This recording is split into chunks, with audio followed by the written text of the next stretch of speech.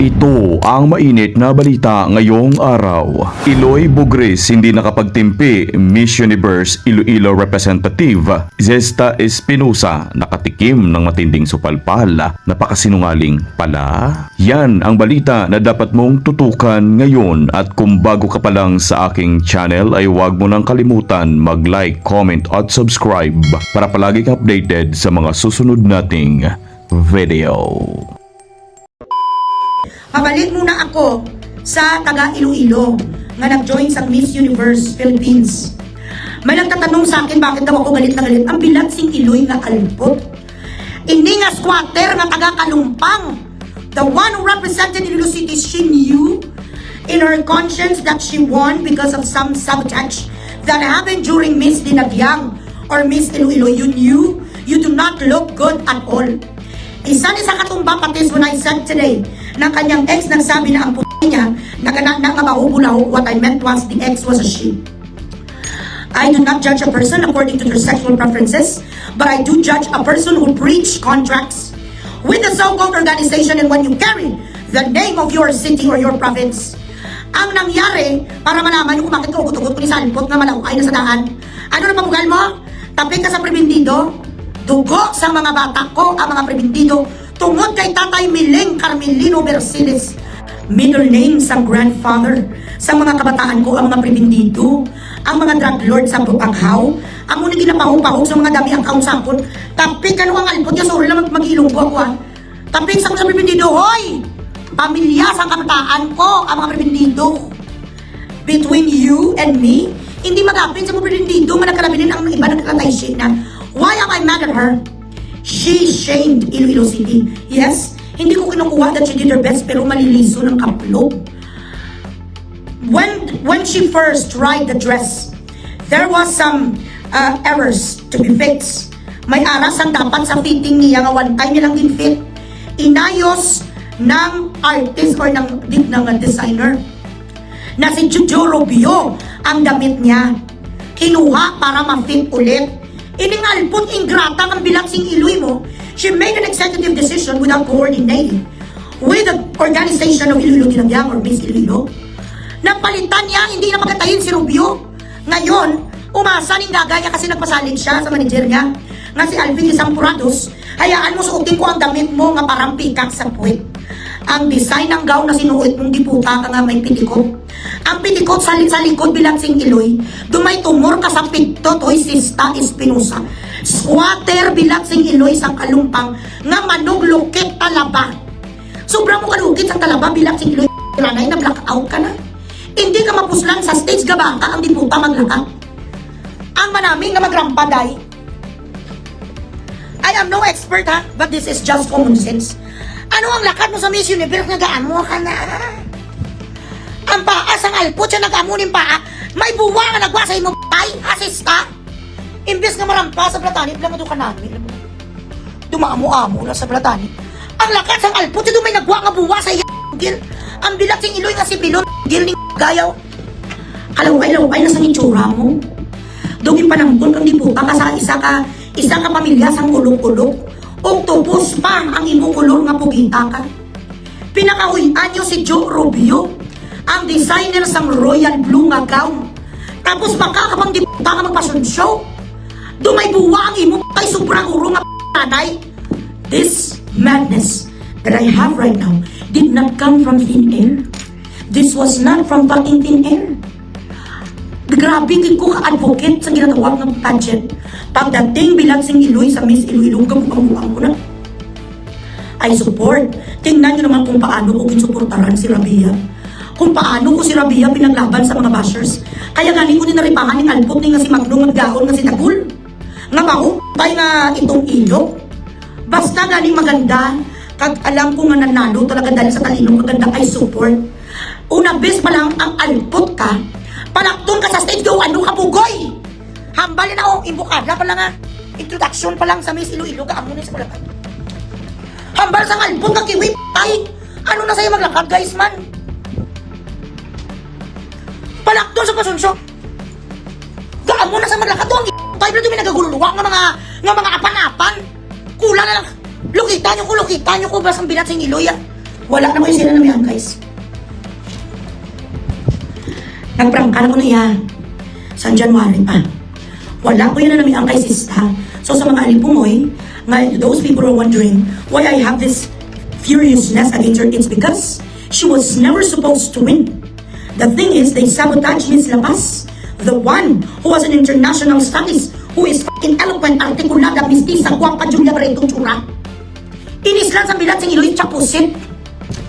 Amo na magrabyo ko, may karapatan ko yung magreklamo because whatever fucking money is spent on any fucking pageant in Iloilo City comes from the taxpayers' money. And I am a taxpayer.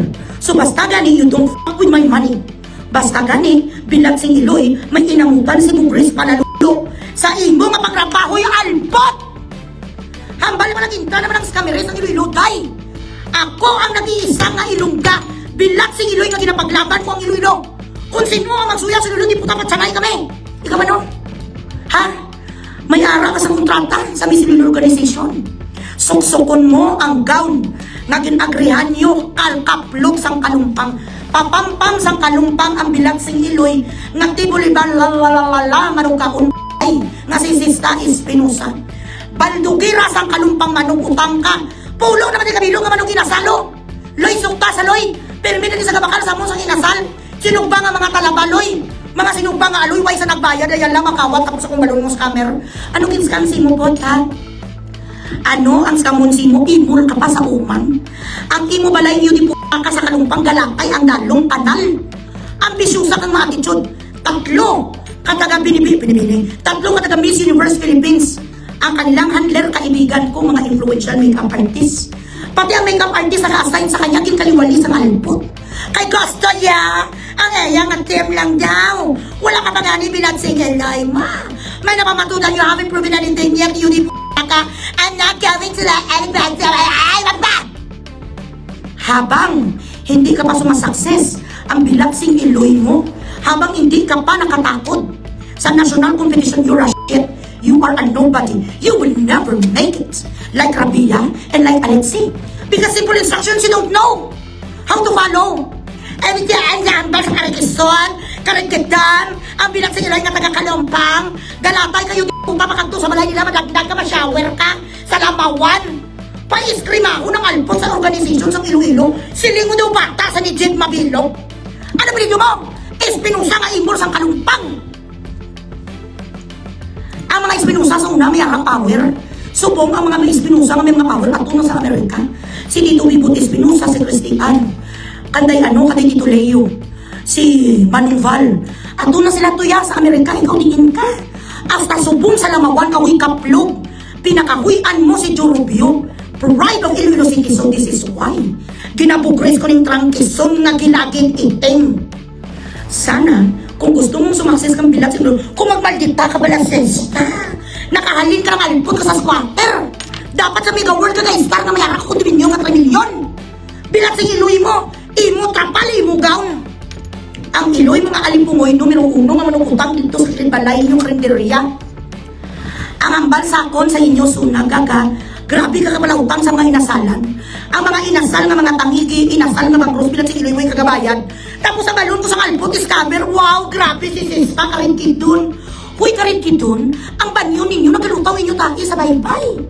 Kung naaso mong pulyutin ang baybay sa kalumpang tungod sa Hernando, sa pamilya mo mawala pasen. Bilang si Iloy, kalkalanay lang mo ito, sa imong relasyon po. Ka, next time. Iloilo or this is just an advice, okay? Unsolicited advice. If you're going to listen to me, thank you. If you're not going to listen to me, then I will pagdagulan you or bukris you next Miss Dinagyang. Choose proper candidates. Do not collude with your team to make this just because you're friends with the makeup artist or the manager of a certain candidate, regardless how she looks. You have to make sure because Ilongas are mestizas. Di lang nakagto ang Spanish bread sa atin eh. We were colonized by Spaniards for a long time. So dapat, what we represent, what we are going to represent, aside from mestiza, yung mga mukhang matukang na parehas kay Rabia, hindi ka mo magkuha sa mga ulok-ulok ang mga arikison. Backstrom ka nyo dayon! Ang ginapadyan sa mga yudi, puro mata ng chararat, get somebody who really looks beautiful. Kasi, pag kumuha ka sa judge yudi, ang itsura niya si Chapusit, ang itsura bilang singilin ng ulok-ulok, mapiranak, ang maligno nga bang rose, what do they know about beauty? How could they appreciate beauty when they do not have one? Gets nyo ko? So when you hire a judge, look for an ex-beauty queen, a designer, somebody, an entrepreneur who is a beauty product CEO like Bugres. No, this is reality. A beautiful actress, a singer, a very talented TV personality who possess beauty. Makuha ka sa judge bilang si Iloy, ulok-ulok. Siyempre, di lang pa intrahon niya. Okay lang na. Okay, ulok-ulok. Bisa ulok tayo gani, ulok-ulok man. Siyempre, kung ako yung kapwa niya lang, okay? Do not let someone who lacks a lot of physical attributes join any beauty pageant because bullshit. Ang mga pinagsasabi niyo, beauty is in the eye of the beholder. Pinakabilog ang beholder nga dapat mag-behold. Kung ang mga mantra in life, yung beauty after all is the eye of the beholder. Ilang ka-beholder pala and let us Ilonggos join you. When you choose candidates for Miss Iloilo, mag-text brigade ka mo. Mabayad kuya, bilang si Iloy para lang sa kandidata ko mataob. Judges should not have all fucking decisions when it comes to fucking competition of the city. The people who are paying taxes for you guys to make this shit work, this pageant, we, the Filipino citizens, or the residents of Iloilo City should join. Mapainta ka mo di puta Iloilo City bilang sa Iloilo Santer mo. Mga bagak yun, doon ang mga insuras, ang mga alpot, doon mga nag-uob. Tingnan nyo kung paano lumakan, kung may simple lang patingin ang tinggil nyo, bitay. May simple lang tingin mo, hindi mo maklose ang iyong legs. Patingin sa mo, ay chapter, may talabang. Panahon yung mga mong ganap na. Simuti, ay, stop, look, and smell. Yan turo ko sa inyo. Stop, look, smell. Tingnan yung mga bawal, bawal. But Breton, bawal. Ganon. Kapag ang isang kandidata, if she comes from a f***ing slummy range, she is Kwame, cancel! Kumuha sang elitista. Somebody who could represent Iloilo as an elite city. Enough with this bilansing Iloy. Aluoy-luoy, this f***ing I'm poor card. Pity me card is done. Kalas, finish. None. Look for someone who is educated, comes from a well-off family, well-trained to be sophisticated. Someone who carries glamour. Nakuha mo pasunoy. Bilansing Iloy tapos may salabot. Ambisyosa sa malayan. And now the Tigers, yuta! Tarnis na silang post na ka. You are your greatest fall, you bitch. Tapos mapapati-bati ka sa kundi puta ka. How many years you been around, already? You've been around in this fucking galaxy for how long? 20 years? You have to eat at least 25 football field of rice. Bago ka, magrubo-rubo sa mga babae na parehas kupot. Baka ka ba maglakat ng diputa ka tapos kiwit ay ka ba may sipil ay, excuse me, dethrone her. This is my advice to you. If anybody you crown during the Miss Iloilo and then they attack you, they insult you, dethrone them, you should have this kind of policy. No one has the right to malign any candidate that insults your integrity. Iloilo Miss Universe organization, anybody who maligns and laments and rants against you, you should dethrone that person. She does not deserve to be called Miss Iloilo. She did not follow you, did she? Did she respect and honor the organization, the very body, the very unit that holds the crown of Iloilo City? The organizers who made all these things possible, who made her Miss Iloilo. You should put this in your bylaws. In the event a candidate, a crown, Miss Iloilo insults, embarrass, shame, breaches contract with the organization, loses the crown, loses the title. Dapat ka muna try to discipline your candidates, otherwise they're always going to shame you. Wala ka mo disiplina bilang sing Iloy. Ginabastos ang organisasyon nyo, wala ka mo sang proper justice to your organization. That is not right. That is very foul. Oo, wala sa sang pasarila. Hindi ka balong magmukang albot nga butod. Ay, ang putay mo naging sumbang pala bilang sing Iloy isang isang kusintor. Maglakat ang albot, tsaka gamunay mo nga kuhan, tumapatod sa'yo. This is my truth. This is the truth that I know. Nag-investigate ko sa page ng albot, nag-investigate ko sa iyang team. I spoke to the org of Miss Iloilo. I do not come here and make up fucking stories. Everything I say here, every time I'm here, I have all the things that I need. Wala ko yung nagputyo-putyo istorya. Disrespectful lang di po tayo, she made the last minute decision.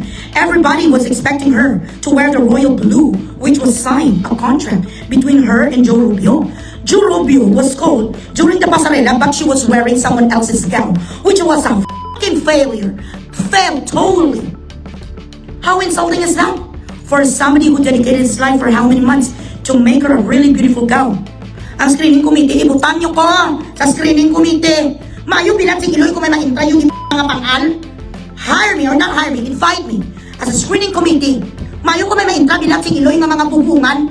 Wala sa ma-arisgar nga alapapon, punggutun, baubak, putot, tararak, ilong. Wala it because I will tell them right away, bluntly, straightforwardly. You can't. No, you cannot. You do not look good. You're not beautiful out. Ikaw, sino lang papati, sino nga wapang kakalaway sa ilong mo doon pang kinigira? Will bibig ka pa out. Ngiret, palantawa ko sa ibon mga chararat. Mayara ka sang bangkil. Next. Okay, pasarela. Kalaway ka maglakat bilang sa ilong yung pagkukulat tapos chok. Next, palantawa ko sa imo. Kadlaw be, takilid. Okay, next. Kalaway sa mata mo doon libag ka. Next. Amuhon ko na sila. Wala ko yung sugarcoat. Hambalon ko kung machararat ang may tsura. Excuse me. You need somebody like me who could tell them at face value that you cannot be Miss Universe. You cannot be Miss Iloilo. You're not Miss Tisa at all. Ang imo nga pagkaitong chararat ulo-ulo Pilipino pras kay Rabia. Malaway ka, tagadiin ka. What is the background of your family? What is the work of your mother? Where did you go to school? From which area did you come from? Pag nagambal sa kondisyon pala, backstroke! Balik dito ka sa aligas ang purok mo. Hindi ka pwede. Where are you from? I'm from Westwood Subdivision and my parents are working abroad. Welcome. Sit down. Okay, let me ask you a few questions. If you are going to face a genie and that genie is going to give you 3 wishes, what would that be and why? Question nun ko right there and then. What course do you hold? Oh, international business. Sit down. Welcome, I'm Stu Guapa. You are a Villahermosa family. Oh, the old rich in La Paz. Okay, come. Sit down. Pamela ka sa kontiin, tagadiin ka. Tagadiin ko lang sa barangay Dap-Dap. Sa barangay Dap-Dap sa Santo Rosario, ang balay mo, dalong bye-bye, backstroke, balik to next Miss Gay. Amuon ko na sila. Hindi ko yung magpa-charito sulis. Masakit man ang katotohanan, pero iyon ang katotohanan. Correct. Alaw, ay sa bakbak mo, kiwito, sungit ka. Hi, my name is Irene Pungango, and I'm a graduate of Central Philippine University. My favorite color is blue, and I do believe that ang taong hindi marunong lumingon sa pinanggalingan ay hindi makakarating sa paroroonan. Backstroke! Chararat! Punga! You have a speech. Oh, isa again.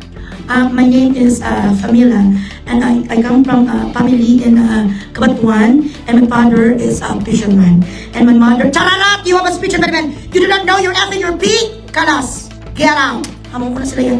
Because you couldn't be a representative of a certain country or a certain city if you lack a lot of intelligence and poise, class, glamour, and wisdom. You cannot. Makagto ka sa pageant bilang sa Iloy mo, nakachinilas ka, dragon. Ano na itrahan mo bilang sa Iloy ni best snatcher of the world? Yang ako. Siribaran. Hamon ko na sa. Wala ko yung paano ano yan. Okay, come closer to me. Girls, come closer to me. Say, ha. Paamuhon ko na sila. Say, hoo. Lagi na paamuhon ito, Loy. Loy, lagi na pahayo. Say, ha, hey, ho, hoo. Loy, lagi na lantawon ko kung sino-sino mo ba.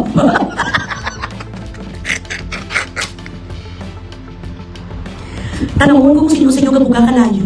Say, ha, hey, ho, hoo. I will check kung sinyo mo papa, chararat, kung mag-brinton ka mo. Hindi ka malapit sa Miss Friendship lang si Iloy. Ang gusto ko mga mamot baba, dali ang buga. Buga! Oy! Choy Kanor! Sibo di baba yan ay. Kanor! Sibo di baba. Good? Pasado? Okay, pass. Close up. Parang-brush ka. Isa next. Choy Kanor, pala yung simot. Masay ko nung simot. Hello, my friendship Paula Bagin, how are you? Ma-assign ko sa magsumanok simot baba. Paliw ko alasa sa mga kamot nyo, amaning mga kamot nyo. Simuti ang mga ilo kung hamot. Kasi mutan ko Choy Kanor. Bakit hindi? You are going to represent my fucking city. I might as well make sure that you're going to be the proudest ever on stage and backstage, isn't it? Amo na, ang akong kapagay mo. At yan ang trending na balita ngayon sa social media, at para sa mas marami pang video na katulad nito, huwag kalimutan mag-subscribe. Maraming salamat po sa panonood.